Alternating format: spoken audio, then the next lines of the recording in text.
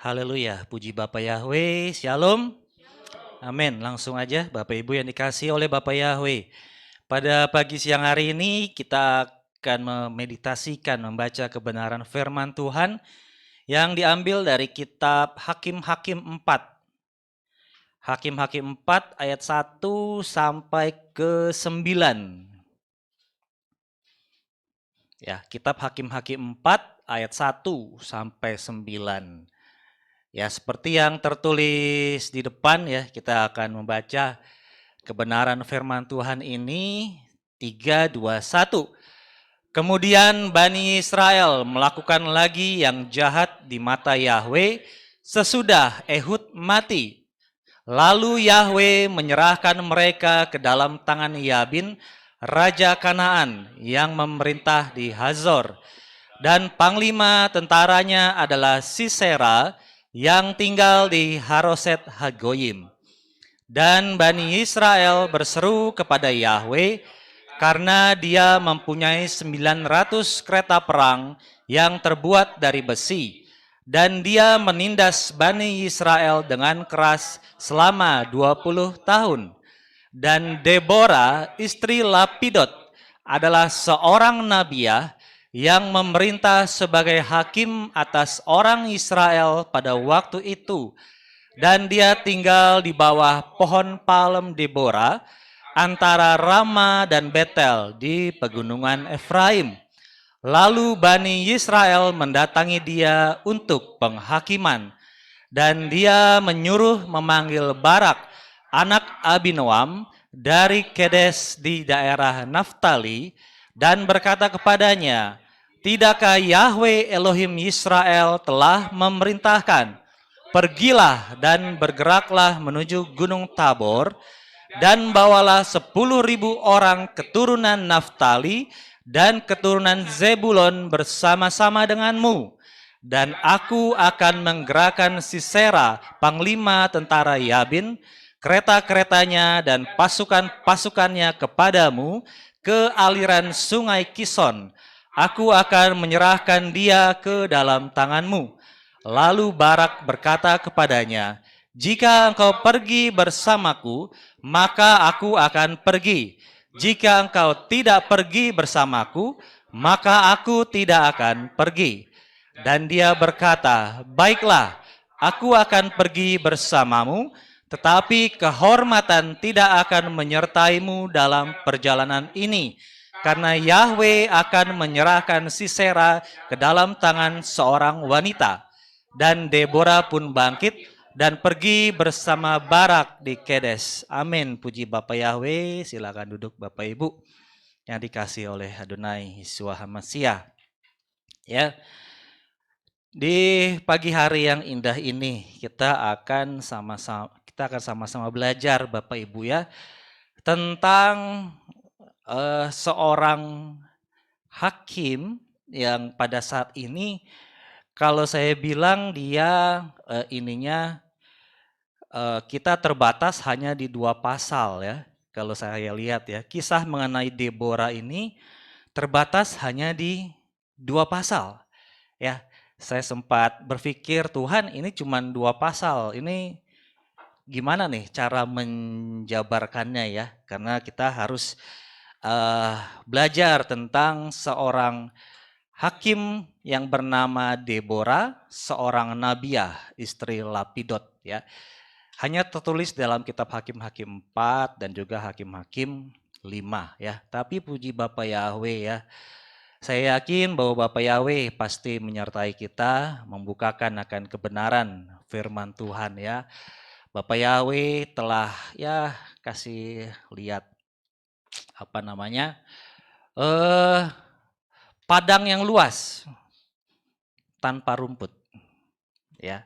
Padang yang luas tanpa rumput. Nah, di situ Bapak Yahweh mengatakan disitulah bagian kita ya. Bagian kita di situ untuk mengusahakan supaya terjadi pertumbuhan ya. Bagian kita anak Bapa Yahweh untuk mengusahakan supaya terjadi pertumbuhan sehingga tidak perlu khawatir. Tidak perlu khawatir dengan dengan hanya terdiri dari 2 pasal tersebut, karena Bapak Yahweh yang memperlihatkan itu, padangnya luas banget, tapi masih belum hijau, ya. Disitulah tugas kita untuk menghijaukan, ya, menghijaukan akan padang tersebut, ya. Ya sehingga ya kita nggak usah khawatir lah ya, nggak usah khawatir dengan orang-orang yang ngomong-ngomongin di luar, aduh nih firmannya keras. Firmannya kok kayak begini, firmannya keras ya. Tetapi yang Tuhan ingin katakan, beritakanlah firman baik tidak waktunya ya. Jadi beritakan aja firman asal tertulis ya. Asal tertulis, kita mau belajar memperkatakan firman yang tertulis aja ya. Jangan yang tidak tertulis. Seperti kemarin kan kita belajar tentang apa? Mimpi daripada juru roti ya. Juru roti dia mempersiapkan roti dengan 3 keranjang putih ya. 3 keranjang putih yang tidak ditutup, akhirnya apa? Dimakan habis oleh dimakan oleh burung. Ya, itu juga menandakan hati yang ada di pinggir jalan ya, hati di pinggir jalan yang harus kita benahi ya, kehidupan kita yang harus kita benahi sehingga semuanya bisa beres ya, semua bisa hijau. Itu tugas kita ya, nggak pedulilah orang mau nggak suka sama kita, orang mau ngomongin apa yang nggak benar tentang kita ya. Dalam satu prinsip, Tuhan aja banyak yang nggak suka, masa kita mau paksain orang buat suka sama kita ya. Prinsipnya itu ya, asalkan kita tetap berjalan dalam kebenaran ya, kebenaran yang tertulis. Kebenaran yang tertulis bukan kebenaran yang diambil oleh burung, akhirnya burung memakan makanan firman tersebut, yang disisakan hanyalah kotoran daripada burung ya. Itu yang terjadi kepada juru roti yang mempersembahkan bukan yang terbaik kepada Firaun, bukan mempersembahkan yang terbaik kepada Bapa Yahweh. Kita harus mempersembahkan, kita harus memperlihatkan ya, walaupun dunia tidak suka sama kita, nggak usah jauh-jauh. Walaupun banyak orang Kristen yang tidak suka sama kita, walaupun dalam lingkup kecil banyak orang penyembah Bapa Yahweh yang tidak suka sama kita, ora urus, tidak peduli, don't care. Ya, kenapa?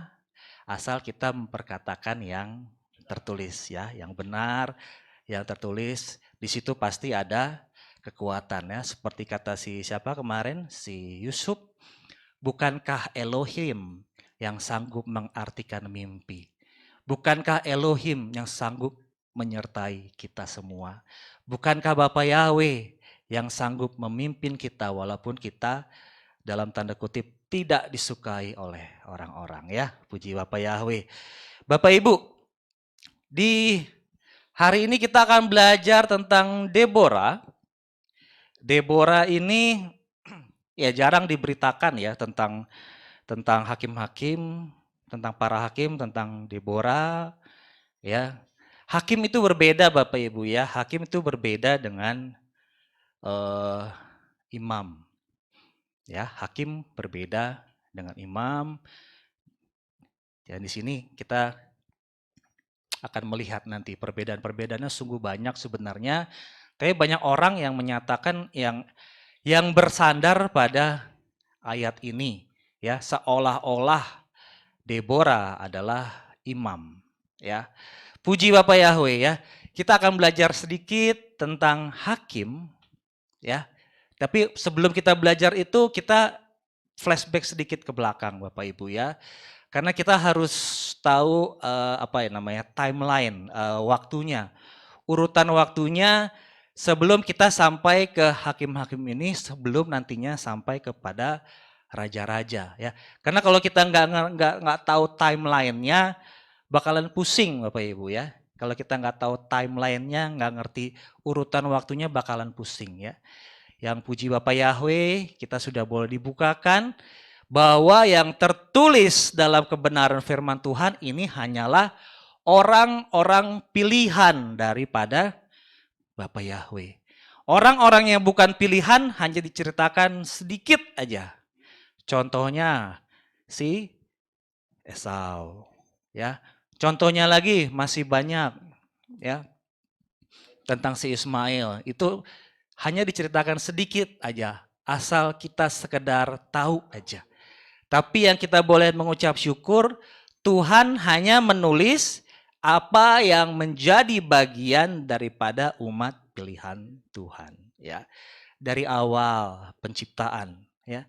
Bapak Yahweh menciptakan Adam, lalu ada Hawa, ya. Dan kita sudah boleh belajar bahwa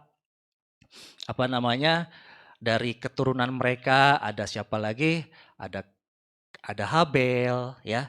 Dan juga Kain diajarkan itu bukan berasal daripada Bapak Yahweh, ya, karena dia berasal daripada si jahat. Lalu ada lagi setelah itu muncullah keturunan-keturunan, ya, sampai kepada keturunannya si Henok. Henok itu keturunan ketujuh atau generasi ketujuh. Lalu setelah itu sampailah kepada Nuh. Nuh itu di keturunan atau di generasi ke-10. Lalu setelah itu terjadilah air bah. Terjadilah air bah yang memisahkan antara umat pilihan Tuhan, keluarga daripada umat pilihan dengan orang-orang yang menyembah kepada Tuhan selain daripada Bapak Yahweh, ya. Lalu dari setelah Nuh ini baru muncullah keturunan-keturunan Sem, Yafet, dan Ham, dan kita percaya melalui Sem inilah umat daripada pilihan Bapak Yahweh ini boleh dilahirkan, ya. Melalui Sem nantinya akan keluar siapa? Abraham, Ishak, Yakub.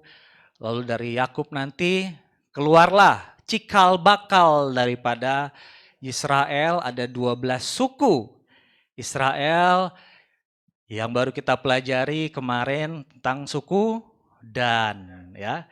Jadi jarak rentan waktunya jauh dari Henok yang keturunan ke generasi ke-7, lalu Nuh generasi ke-10, itu udah beda ratusan tahun, sampai lagi kepada Abraham, Ishak, Yakub, sampai terjadi di Israel, ke-12 suku Israel itu rentan waktunya jauh.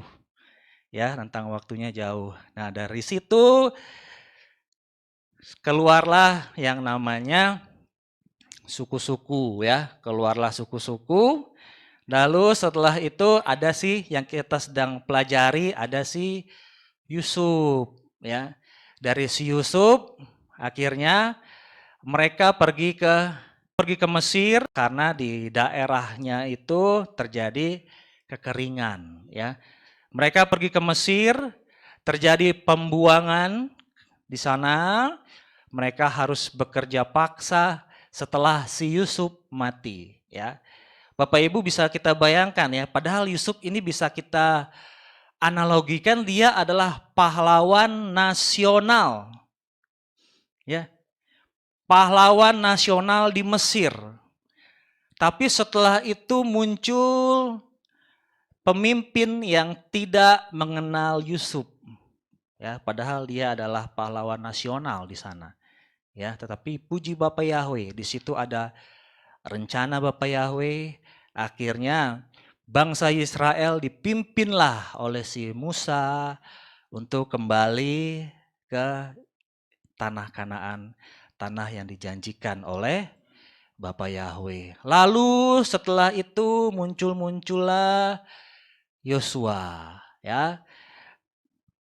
Sampai sini bisa ngerti Bapak Ibu ya, karena apa? Karena kalau kita nggak tahu alur ceritanya, ntar bakal bingung sampai ke cerita hakim-hakim ini.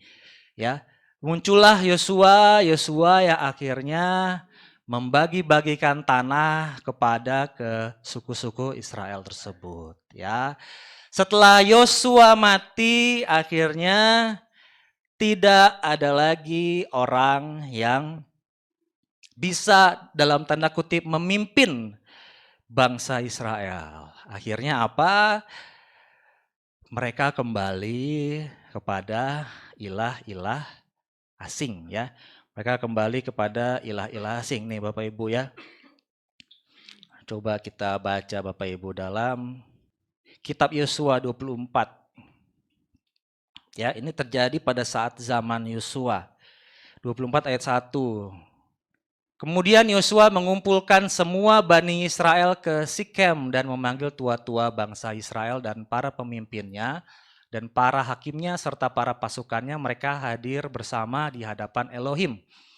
Berkatalah Yosua kepada seluruh bangsa itu, demikianlah Yahweh Elohim Israel berkata, leluhurmu di masa yang lampau telah hidup di seberang sungai, yaitu Terah, ayah Abraham dan ayah Nahor, dan mereka menyembah ilah-ilah lain. Lalu aku membawa leluhurmu Abraham dari seberang sungai dan membuat ia pergi menjelajahi seluruh tanah Kanaan serta melipat gandakan keturunannya dan memberikan Ishak kepadanya. Dari sini kita boleh melihat Bapak Yahweh yang telah memimpin mereka keluar dari mana katanya? Sungai Efrat. Dari situlah keluar istilah Ibrani, the one from the other side. Other side-nya ini di seberang sungai Efrat katanya ya. Lalu setelah itu masih ada Yosua, bangsa Israel masih mau menyembah kepada Bapak Yahweh.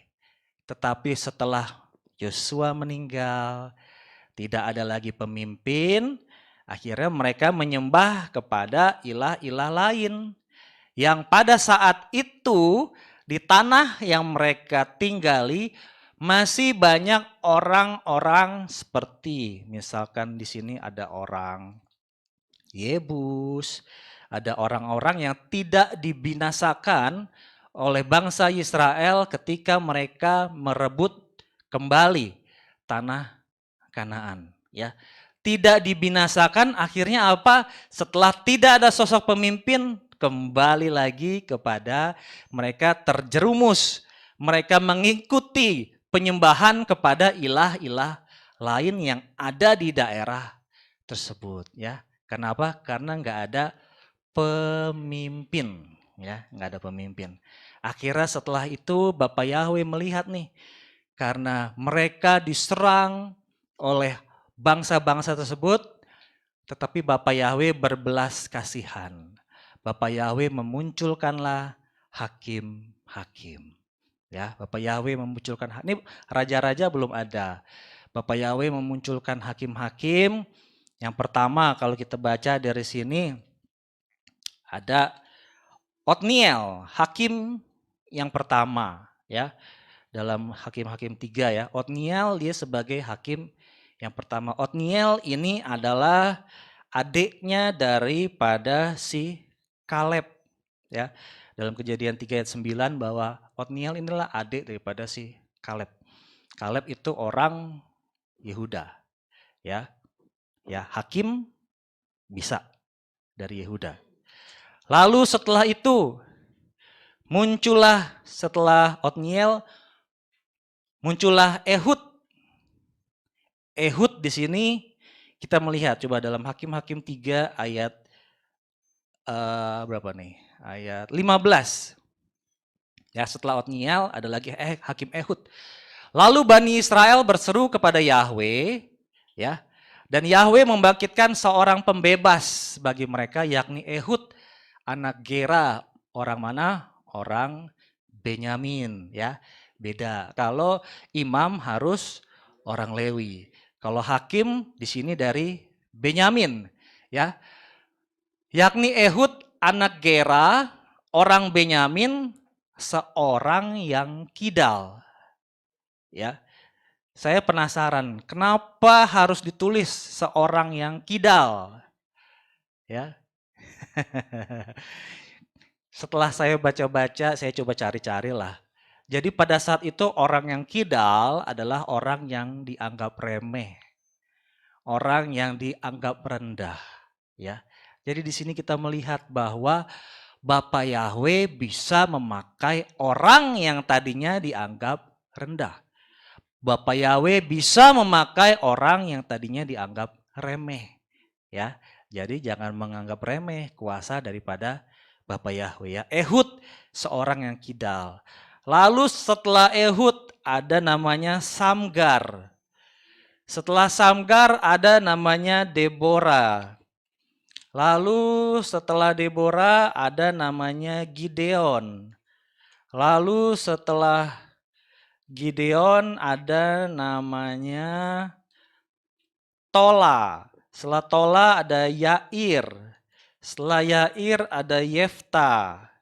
Setelah Yefta ada lagi Epsan, lalu Elon, Abdon, lalu ada Simson. Nah, Simson ini orang dari suku Dan, ya. Sebelum umat Israel, bangsa suku Dan, ini mereka membuat patung berhala, Bapak Yahweh masih senantiasa memakai suku Dan dari si Simson, ya. Lalu setelah Simson ada lagi siapa ini? Setelah Simson, Bapak Yahweh masih memakai yang terakhir ada Samuel kalau di sini, ya. Ya. Di sini kita melihat bahwa Bapak Ibu, ya, itulah bedanya hakim dengan imam, ya. Imam dia melayani di bait Yahweh. Kalau hakim di sini diceritakan dia hanya sebagai pembebas, ya, pembebas karena bangsa Israel di apa namanya? Diserang, dikuasai oleh para, kalau dari sini ada si siapa? Sisera, ya. Sisera di sini, ya. Jadinya hakim di sini tugasnya sebagai pembebas dan dia bisa dari suku tadi seperti siapa? Ada dari Benyamin, ada dari Dan, ada dari Yehuda, ya. Dari sini kita mau belajar lagi, ya. Setelah itu, ya, ini yang tertulis, ya. Ini yang tertulis, kita akan melihat lagi Bapak Ibu, ya. Kita kembali kepada Deborah tadi. Deborah 4 ayat 1. Sesudah Ehud mati. Ya. Kalau dari kitab saya, Hakim-Hakim 4 ayat 1 dibalik, ya. Kemudian Bani Israel melakukan lagi yang jahat di mata Yahweh sesudah Ehud mati. Padahal kita tahu Bapak Ibu, ya, kalau lihat di atas, kan sebelum Ehud itu sebelum Deborah ada Samgar. Tapi kok di sini kok yang ditulis kok sesudah Ehud mati, ya. Nah, ini tantangannya di sini Bapak Ibu, ya. Tantangan di sini karena cuma 2 pasal. Karena cuma 2 pasal yang menceritakan tentang si Deborah ini. Coba kita lihat dalam Hakim-Hakim 5 ayat 6. Hakim-Hakim 5 ayat 6. Dalam zaman Samgar, nih hakim sebelum Deborah, ya. Dalam zaman Samgar anak-anak, dalam zaman Yael, apa yang terjadi? Jalan-jalan raya menghilang lagi. Dan orang-orang yang dalam perjalanan menempuh jalan berbelat-belit, ya. Kenapa sih bisa begitu? Ya. Kenapa kok kayaknya ke orang bangsa Israel ini kok lagi males perang, ya, lagi males bekerja gitu, ya. Kenapa? Karena sebelumnya apa? Mereka habis ngapain? Habis bagi-bagi tanah. Ya. Habis bagi-bagi tanah udah puas dengan apa yang mereka miliki. Udahlah Tuhan, segini aja. Udah gitu nggak ada pemimpin lagi yang bisa memimpin mereka kepada jalan Bapa Yahweh. Akhirnya di sini tertulis sesudah Ehud mati, alias Samgarnya hanya ceritanya sedikit. Kenapa? Karena pada saat zaman Samgar, jalan-jalan raya menghilang, orang-orang berjalan di jalan yang berliku-liku, ya. Jadi tidak ada sosok yang bisa mereka lihat, ya. Oleh karena itu, sesudah Ehud mati, lalu Bani Israel melakukan lagi apa yang jahat di mata Bapa Yahweh, ya. Ini, ya, dalam salah satu renungan saya pernah menyatakan bahwa orang sekarang ini lebih melihat sosok, lebih melihat orangnya, lebih melihat pemimpinnya dibandingkan dengan melihat Bapa Yahweh yang adalah sumber berkat. Ya, Bapa Yahweh yang adalah sumber berkat, mereka bangsa Israel sudah puas. Sudah puas setelah membagi-bagi tanah, membagi-bagi warisannya, akhirnya ya yang pernah saya nyatakan bahwa salah satu daripada jalan masuk setan dari mana? Dari kekayaan. Bisa dari kekayaan, bisa dari kekuasaan, bisa dari posisi. 1 Raja-Raja 10 ayat ke-14. Kita ulang lagi Bapak Ibu. 1 Raja-Raja 10 ayat 14. Ini mengenai Salomo. Dan berat emas yang sampai kepada Salomo dalam setahun berapa? 666 talenta emas. 666 jalan masuk yang lancar bagi sesetan. Ya, khususnya bagi umat Israel pada saat itu setelah bagi-bagi tanah sudah puas, ya. Bagaimana dengan kita saat ini, ya?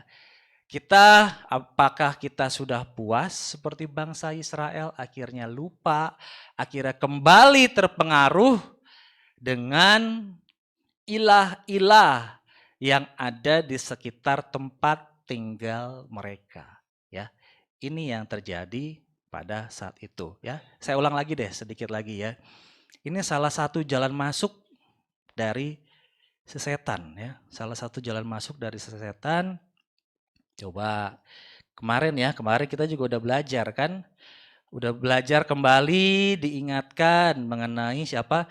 Mengenai wadah yang putih. Wadah yang putih berbicara hati kita yang harus diisi dengan firman yang murni, ya. Imamat 24 ayat ke-5 dan 6. Ya. Dan engkau harus mengambil tepung halus dan dengannya engkau harus membakar 12 roti bundar. 1 roti bundar haruslah 2/10 bagian. Dan engkau harus menatanya menjadi 2 deret. Dari 12 ditata jadi 2 deret. 6 buah setiap deret di atas meja yang terbuat dari emas murni di hadapan Bapa Yahweh. Dengan kata lain ada 2 deret yang berisi 6. Tetapi seperti firman Tuhan kemarin, wadah yang murni, roti yang bagus, roti yang baik karena tidak terjaga, masuklah burung hinggap mengambil roti yang di atas, yang ditinggalkan kotorannya adalah kedagingan, ditambahlah dari 2 susun roti, ketambahan 1 susun roti yang adalah kedagingan, 6 menjadi jalan masuk bagi si jahat, bagi si setan, ya. Itu, ya. Lalu setelah itu masih ada lagi kan? Seperti siapa? Mimpi Daniel. Mimpi Daniel, dia bukan mimpi Daniel, si Nebukadnezar, dia membuat patung penyembahan yang lebarnya 6, tingginya 6, lalu setelah ada puji-pujian masuk, setelah ada alat musik masuk, dan jumlah alat musiknya ada berapa? Ada 6. Menjadi jalan masuk bagi setan, Daniel 3 ayat 1 dan ayat 5. Kita ulang lagi Bapak Ibu ya, supaya kita tidak seperti orang yang hilang arah seperti bangsa Israel. Raja Nebukadnezar membuat sebuah patung emas, tingginya berapa? 60 hasta dan lebarnya 6 hasta. Sudah ada 26. 6 yang ketiga dalam ayat yang kelima, Daniel 3 ayat kelima. Pada saat kamu mendengar bunyi 1 nafiri, 2 seruling, 3 harpa, 4 rebab, 5 alat musik berdawai, 6 alat musik tiup, ada 6 jenis alat musik. 666 setan masuk melalui pujian penyembahan, melalui penyembahan-penyembahan berhala. Ya, oleh karena itu berhati-hatilah, jangan seperti ya semua yang tertulis dalam kitab suci ini menjadi pembelajaran bagi kita ya, menjadi pembelajaran bagi kita supaya kita tidak terjerumus seperti mereka ya. Bapak Yahweh mengajarkan supaya jangan kembali lagi kepada ilah asing seperti yang tertulis dalam Hakim-Hakim 4 ini ya. Dan satu lagi ya Bapak Ibu, tadinya kan saya sempat mikir nih, Tuhan mengenai kitab 1 ini, saya pernah nge-share kan di grup, makanya kita harus tahu timeline-nya ya. Timeline-nya seperti dari Adam, lalu generasi ke-7 si siapa? Si Henok, lalu generasi ke-10 Nuh. Lalu setelah itu berlanjut Abraham, Ishak, Yakub sampai hakim-hakim dan raja-raja. Tadinya saya hanya coba deh buka sedikit ya. Iseng. Tadinya pengen saya nggak pernah meneliti, tapi kok begitu dibuka ada sesuatu yang aneh ya. Ada sesuatu yang aneh. Nih, kitab Henok. Kita lihat, kitab Henok. Mana kitab Henok? Ya, jadi jangan asal kita ngomong seperti yang tidak tertulis nih, tapi saya bisa buktikan. Kitab Henok diterjemahkan tahun 98. Berarti sudah berapa? 25 tahun yang lalu. Ini terjemahan ini, saya yakin bukunya lebih lama lagi ya. Tahun 98 dan sekarang diterjemahkan juga oleh penyembah Yahweh. Ya, oleh penyembah Yahweh. Kita juga boleh mengucap syukur kan di tempat ini. Ya, walaupun ini sebagai pengetahuan bahwa kita boleh memperoleh ilmu lah ya. Bahwa orang raksasa itu timbul dari para malaikat yang jatuh. Ya, kita sebut aja malaikat yang jatuh ya, jangan disebut setan, ntar banyak yang kecewa. Ya, kita sebut saja malaikat yang jatuh. Penyembah Bapak Yahweh enggak respect. Masa sih raksasa muncul dari malaikat yang jatuh yang menggauli manusia, ya. Enggak setuju. Tapi saya setuju sama kitab Henok, katanya gitu. Saya bingung. Enggak setuju dengan pengetahuan bahwa para raksasa ini muncul dari malaikat jatuh yang menggauli para wanita, manusia. Tapi setuju dengan kitab Henok. Ini orang baca kitab Henok apa enggak? Ya, coba kita lihat. Tapi nanti kita akan melihat sesuatu yang lucu lagi Bapak Ibu ya. Dalam bab 6, kitab Henok bab 6. Ya. Nih. Jadi kitab Henok ini ceritanya tentang sebelum air bah. tentang sebelum air bah. Jadi ini isinya bukan tentang akhir zaman.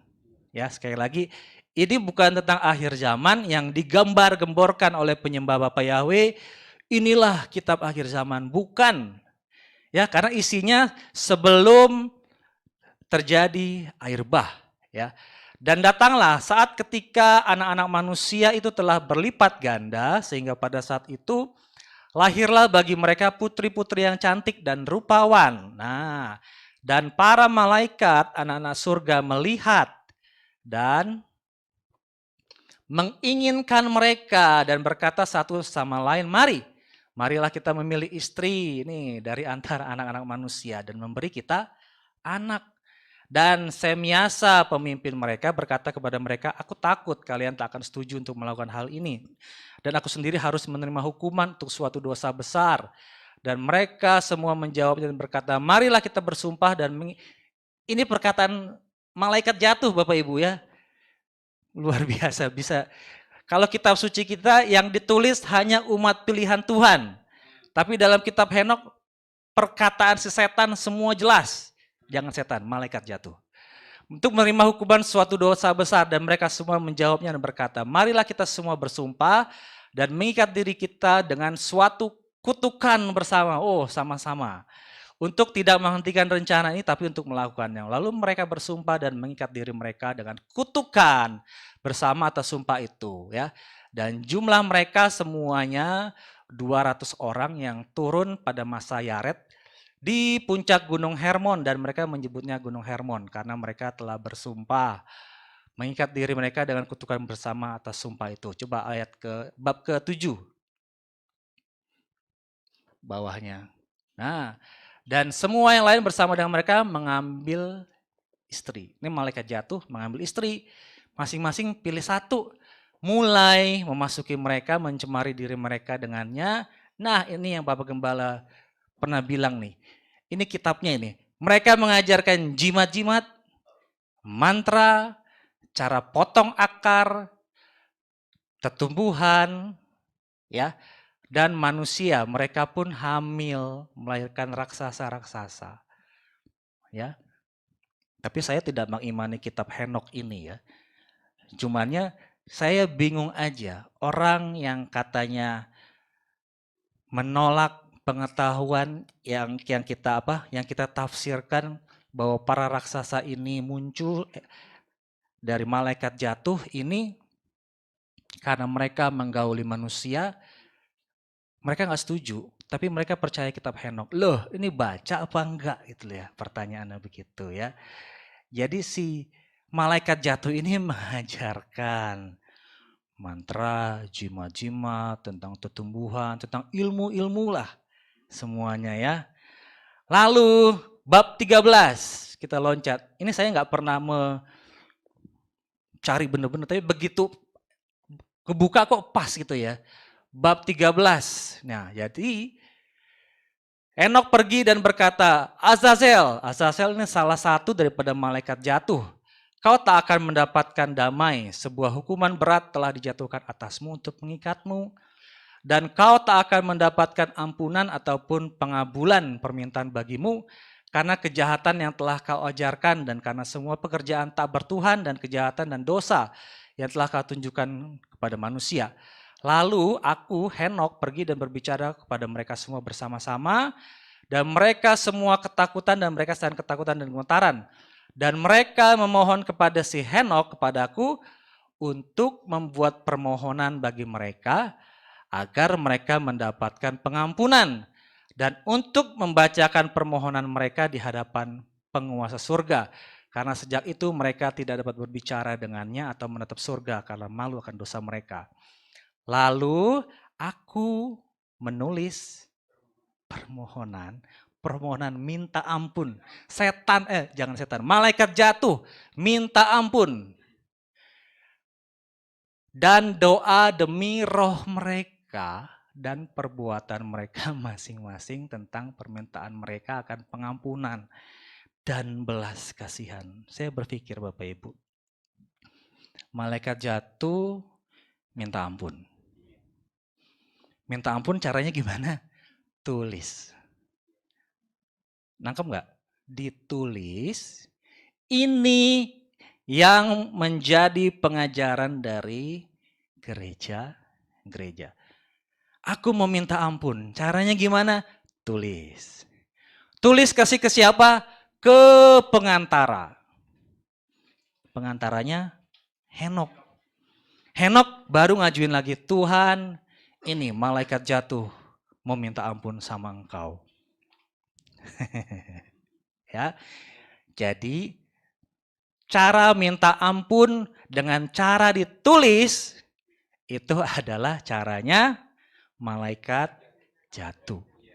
Dan sekarang gereja-gereja dipersingkat lagi, penyembah Bapa Yahweh, cara minta ampun tulis. Caranya seperti malaikat jatuh. Kenapa? Karena diajarkan inilah kitab akhir zaman. Yang gak heran cara setan dipakai, digunakan dalam gereja. Dan akhirnya apa?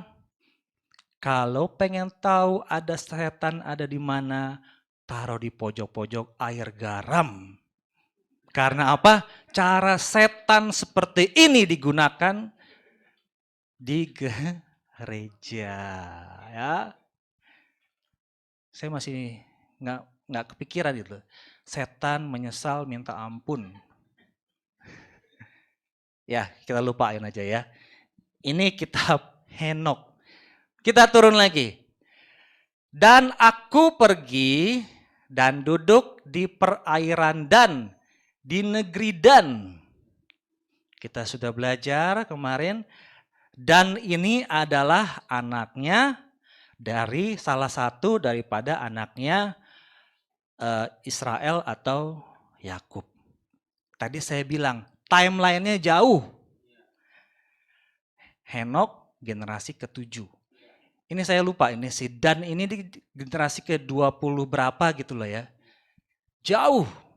Tapi di dalam kitab Henok sudah ada di negeri Dan. Kita lihat, ya kalau saya cuma membahas lewat ini kan, lewat apa WA kan nggak jelas Bapak Ibu ya. Yosua 19 ayat 47. Yosua 19 ayat 47. Dan batas bagi suku Dan keluar terlalu sempit bagi mereka. Ya, setelah bagi-bagi jatah tadi ya, bagi-bagi tanah terlalu sempit bagi suku Dan. Lalu pergilah suku Dan berperang melawan kota Lesem dan merebutnya dan mengalahkannya dengan mata pedang dan mendudukinya serta tinggal di dalamnya. Lalu mereka menamai kota Lesem itu Dan, menurut nama leluhur mereka Dan. Kota Lesem baru berubah namanya menjadi Dan setelah di generasi ke-20-an. Tapi di kitab Henok, si Henok turun ke negeri Dan. Padahal saat itu namanya masih kota Lesem. Dah, itulah ya salah satu jalan masuk ya. Ya mulai minta ampun, tulis, dibawa ke gereja ya akhirnya ya nggak heran lah ya. Semua tentang cara-cara setan diajarin di dalam gereja. Oke. Semoga Bapak Ibu mengerti ya tentang kitab ini. Sudah close kita tutup mengenai kitab Henok ini. Karena isinya banyak tentang percakapan si setan dengan Henok. Dan setannya minta ampun dengan cara ditulis. Ya, kita kembali. Hakim-Hakim 4 ayat 1. Sesudah Ehud mati, lalu Bani Israel melakukan lagi apa yang jahat di mata Yahweh. Ya, kita lihat dalam Hakim-Hakim 4 ayat keempat. Ya, ayat keempat, kita turun sedikit. Dan Deborah, istri Lapidot, adalah seorang nabiah yang memerintah sebagai hakim atas orang Israel pada waktu itu. Saya berpikir-pikir, Coba kita lihat. Deborah. Deborah artinya apa? Coba kita lihat di internet tadi ya. Saya udah cari. Deborah. Deborah itu bahasa Ibrani. Dia bisa diartikan sebagai pemimpin dan pemberani. Bisa diartikan juga sebagai lebah madu. Ya. Deborah artinya adalah lebah madu. Ya. Deborah is lebah madu. Kalau Deborah sebagai anak yang takut akan Tuhan, saya yakin dia akan manis seperti madu. Tetapi Deborah yang tidak takut akan Bapa Yahweh, dia akan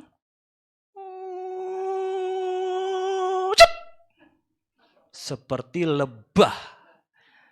Ya, itu arti daripada Deborah, ya. Jadilah Deborah yang takut akan Bapa Yahweh. Ya, kita akan belajar sedikit-sedikit karena ini ruang lingkupnya cuma 2 pasal Bapak Ibu ya. Sini ada yang namanya Deborah. Oh, Deborah. Bapak Yahweh memberkati ya. Sebagai anak yang takut akan Bapa Yahweh akan menjadi manis seperti madu ya. Pada waktu itu yang menjadi hakim Bani Israel, kita balik lagi. Deborah, istri Lapidot. Saya masih mikir, istri Lapidot. What is Lapidot? Kita cari lagi. Google. Lapidot artinya obor. Oke. Tuhan, kalau lapidot artinya obor, bagus dong ya. Bagus dalam artian menyala, ya, ada apinya, panas, tidak suam-suam kuku. Tapi saya masih berpikir, Tuhan, Deborah istri Lapidot. Kenapa bukan Lapidot yang jadi hakim? Dalam minggu ini kita melihat kebetulan ada orang seberangan ya, mereka sedang merayakan pawai obor. Pawai obor kebetulan pada saat itu mereka lewat depan rumah. Wah Tuhan, kebetulan ada obor. Saya lihat dari atas. Obor kan bagus, menyala. Terus apa masalahnya Tuhan? Ya. Kebetulan angin bertiup. Orangnya ini obor. Supaya anginnya enggak. Ya. Deborah istri Lapidot. Kicap.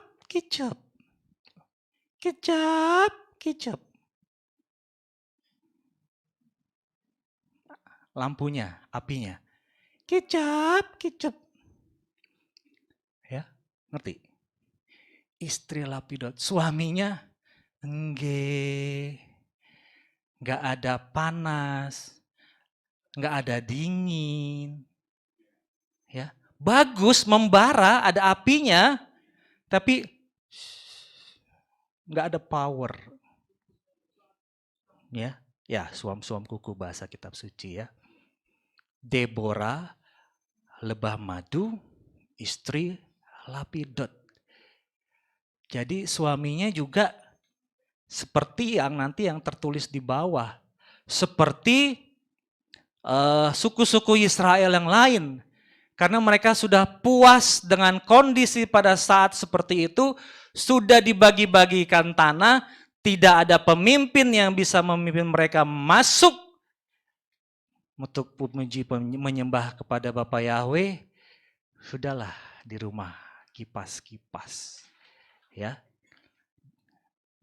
Kita berdoa supaya kita tidak menjadi Lapidot seperti itu. Ya. Nyalanya begitu ada angin ditutupin. Supaya apa? Mungkin dia nggak mati, cuman dia mengecil, ntar angin ini hidup lagi. Ya, itulah Lapidot. Ya. Deborah, istri Lapidot adalah seorang nabiah yang memerintah sebagai hakim atas orang Israel pada waktu itu.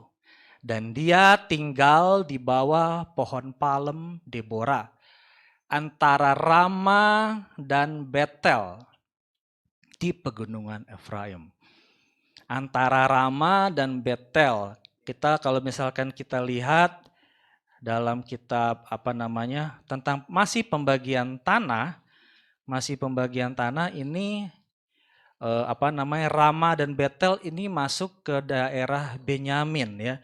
Yosua 18 ayat kita mulai baca dari ayat ke-22. Yosua 18 ayat 22. Ini kota-kota suku Benyamin. Bet Araba, Zemaraim, Betel. Tadi kan antara Rama dan Betel. Betel, Haawim, Para, Ofra, Kefar Haamonai, naik lagi, Ofni, Geba, Gibeon, dan Rama. Jadi si Deborah pada saat itu dia tinggal di daerahnya suku Benyamin ya. Tadi kan antara Rama dan Betel. Rama artinya apa? Tinggi. Rama artinya tinggi, Betel artinya apa? Rumah Elohim. Ya, bagus ya. Deborah yang takut akan Tuhan, akan manisnya seperti madu. Dia tinggal di antara Rama atau tempat yang tinggi dan Bait Elohim di pegunungan Efraim. Efraim artinya apa? Berlipat ganda. Ya. Lalu balik lagi dalam Hakim-Hakim 4 ayatnya yang ke-5 lagi. Dan dia tinggal di bawah pohon palem Deborah antara tempat tinggi dan rumah Elohim di di pegunungan Efraim. Lalu Bani Israel mendatangi dia untuk penghakiman. Dan dia menyuruh, ini juga namanya bagus nih. Dia menyuruh Barak, anak Abinoam dari Kedes di daerah Naftali. Ya. Barek, Birkat, berkat. Anak Abinoam, Abi berarti apa? Bapa. Abinoam, Bapa terpuji. Dari Kedes. Kedes, Kados, Kudus. Berarti dia menyuruh memanggil berkat anak Bapa terpuji dari Kudus. Di daerah Naftali. Naftali artinya kemenangan. Ya, dan berkata kepadanya. Nah,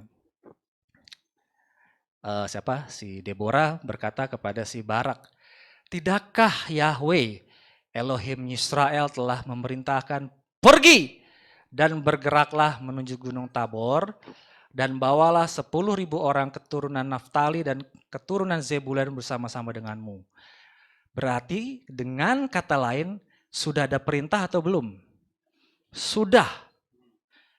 Bapak Yahweh sudah memerintahkan si Barak. Kalau dalam penafsiran saya, karena ini bukankah Yahweh telah memerintahkan untuk begini.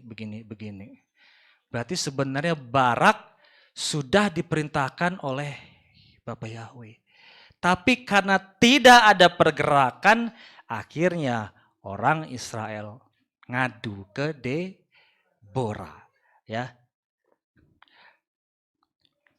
Dan aku akan menggerakkan Sisera, panglima tentara Yabin, kereta-keretanya dan pasukan-pasukannya kepadamu ke aliran sungai Kison.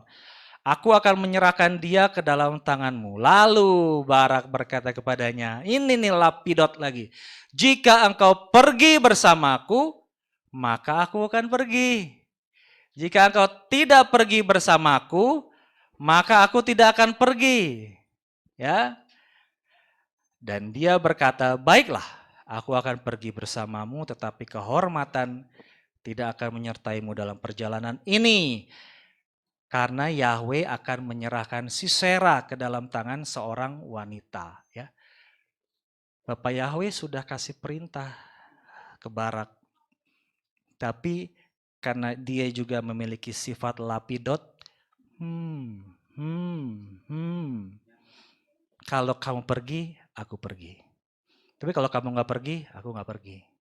Akhirnya di situ barulah si madu yang manis ini berkata, oke, aku akan pergi, tetapi kemuliaan tidak akan diserahkan kepada si Barak. Ya, ini salah satu efek daripada kita yang sedang hidup di dalam apa ini? Gereja Laodikia. Ya, di dalam gereja Laodikia coba kita bacalah. Ya, dalam gereja Laodikia dalam kitab Wahyu. Gereja Laodikia atau gereja zaman akhir. Ya, gereja zaman akhir yang sedang kita sedang kita jalani sekarang ini ya. Dalam Wahyu 3 ayat ke-15. Aku mengetahui perbuatan-perbuatanmu, bahwa engkau tidak dingin, tidak pula panas.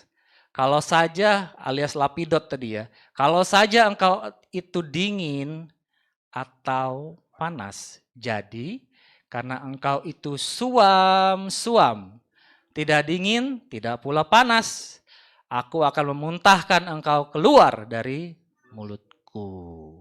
Ya, ini adalah efek apabila kita tidak memiliki ketetapan hati. Kita pilih dari sekarang ini. Kita mau pilih kepada pohon kehidupan atau kepada pohon pengetahuan yang baik dan yang jahat ya. Di sini ada suatu pilihan Bapak Ibu ya, suatu pilihan supaya kita bergerak cepat ya. Bergerak cepat karena kita ini sudah ada di gereja yang terakhir Bapak Ibu ya, dan saya mengucap syukur Bapak Ibu ya.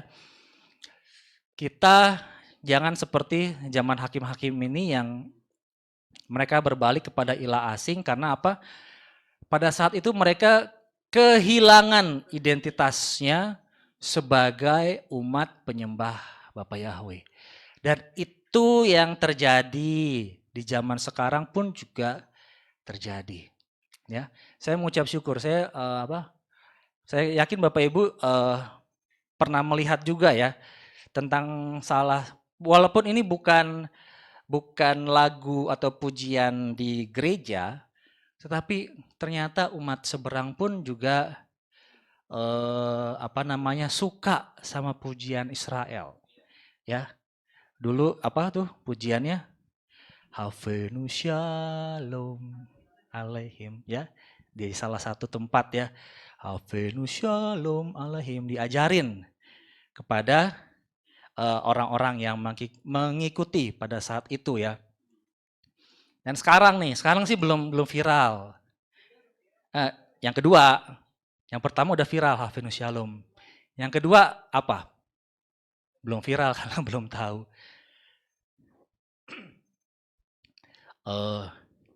Shalom Haverim.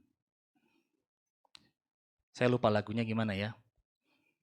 Shalom, Shalom Haverim, Shalom Haverim, Shalom, Shalom, Lehitraut, Lehitraut, Shalom, Shalom. Ya, itu memang bukan lagu gereja. Kalau saya umpamakan di Indonesia, sayonara, sayonara, sampai berjumpa. Kenapa? Karena Shalom Haverim artinya adalah salam perpisahan. Oleh karena itu dinyanyikan pada saat kita mau pulang bubaran gereja kan, biasanya di gereja-gereja itu kan. Tapi dalam bahasa Indonesia ya kalau nggak salah ya, salam bagimu, salam bagimu. Tapi yang umat seberang mereka nggak malu untuk membicarakan bahasa Ibrani, shalom, haverim, shalom. Kalau dalam bahasa Inggris, goodbye. Ya, goodbye, goodbye. Lehi traut. See you. Sampai berjumpa lagi. Ya, ya itu. Orang yang namanya orang Kristen lupa sama identitas. Ya. Orang seberang lebih tahu artinya.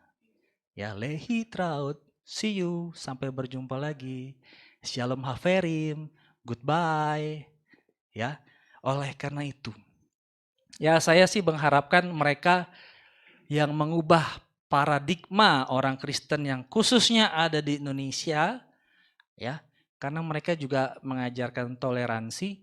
Saya mengharapkan sih begini, mereka yang lebih tahu, mereka yang lebih Ibrani daripada, dalam tanda kutip lebih Ibrani daripada orang Kristen, saya mengharapkan sih supaya penyembahan kepada ilah asing yang depannya A itu disuruh sama mereka, hei umat Kristen ganti, itu bukan Tuhanmu yang ada di Israel. Ya, kita berharap, saya berdoa ya, supaya apa? Supaya orang yang katanya orang Kristen tapi lupa identitasnya dengan identitas Ibrani ini kembali, ya. Karena apa? Toleransi itu bukan berarti kita harus ikut-ikutan menyembah kepada ilah yang seperti terjadi di dalam zaman hakim-hakim, ya, yang terpengaruh dengan ilah yang sedang disembah oleh orang-orang Yebus pada saat itu, orang-orang yang ada di sana, akhirnya orang Israel kembali lupa kepada identitasnya, ya. Kita kembali lagi Bapak Ibu pada firman ini ya. Jadi si Barak ini ternyata ya itu, ya nggak suaminya si Deborah, nggak si Barak, mereka semua sudah dalam posisi nyaman, ya. Ada apinya tapi tidak membara, tidak menunjukkan semangat seperti zaman gereja Laodikia. Akhirnya apa?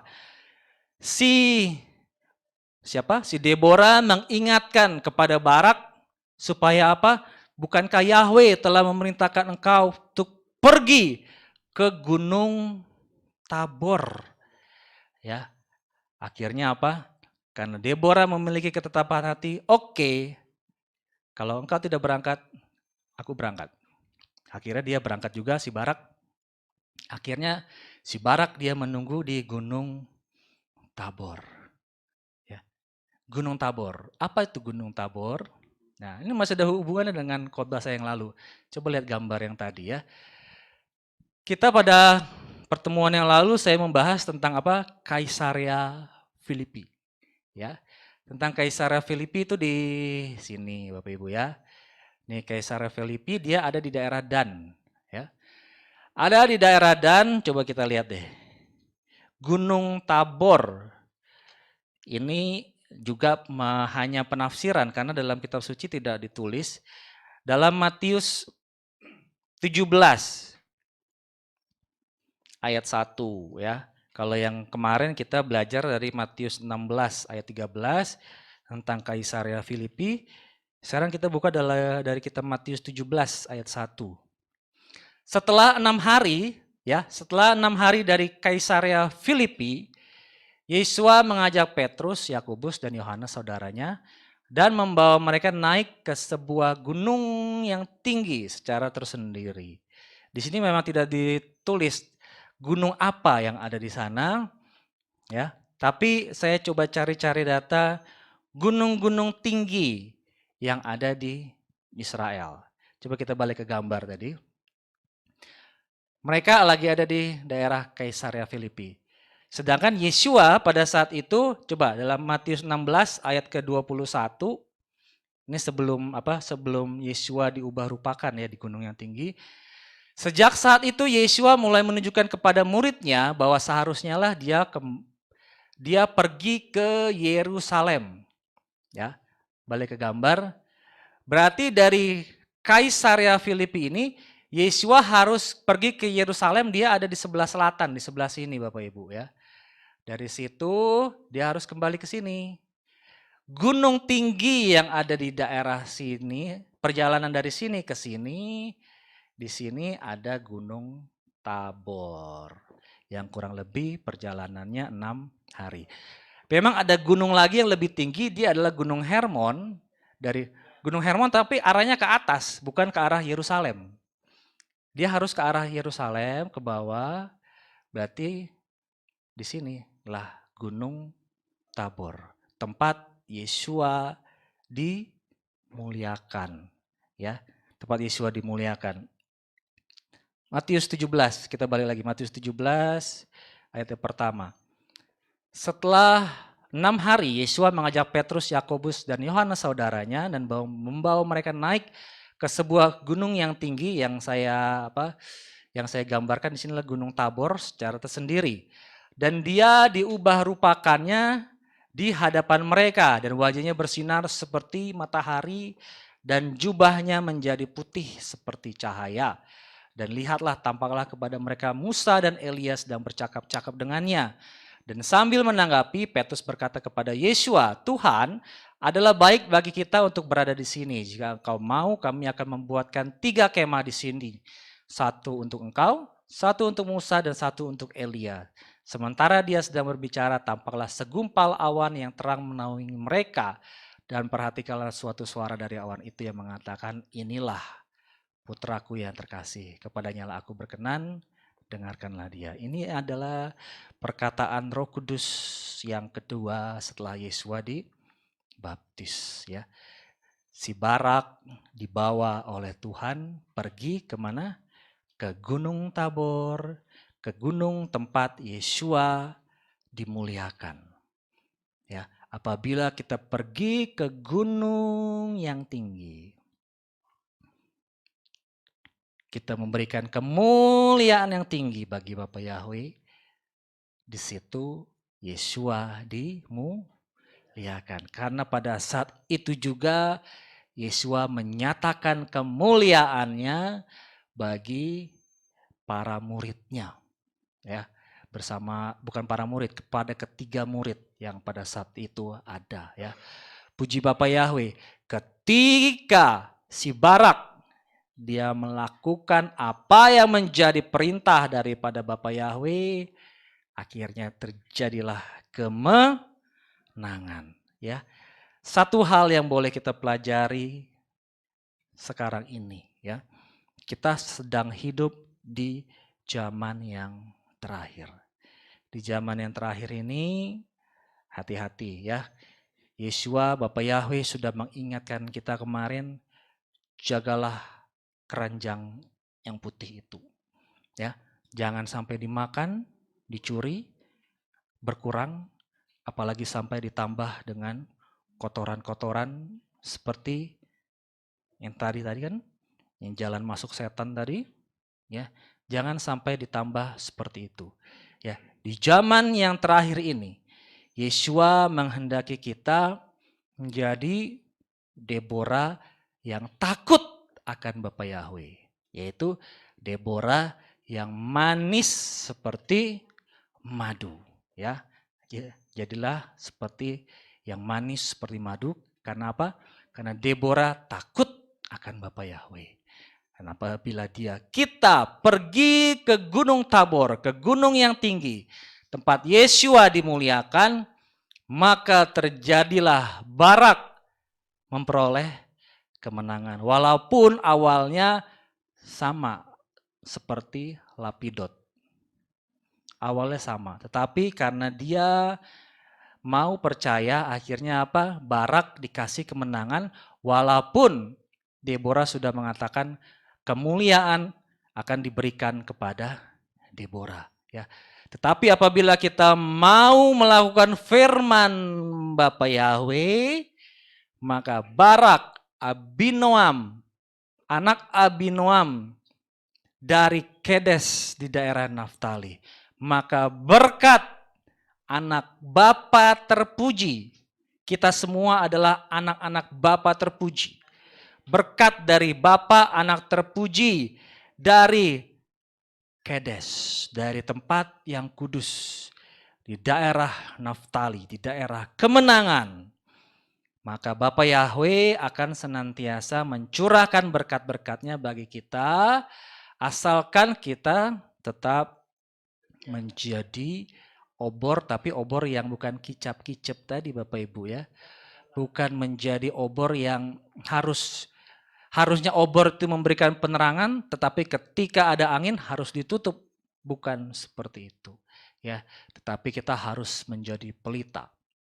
Ya, pelita yang bisa menerangi ya. Pelita kalaupun ada angin, dia nggak terpengaruh seperti si obor. Ya, karena pelita tuh ada wadahnya Bapak Ibu ya. Ada wadahnya.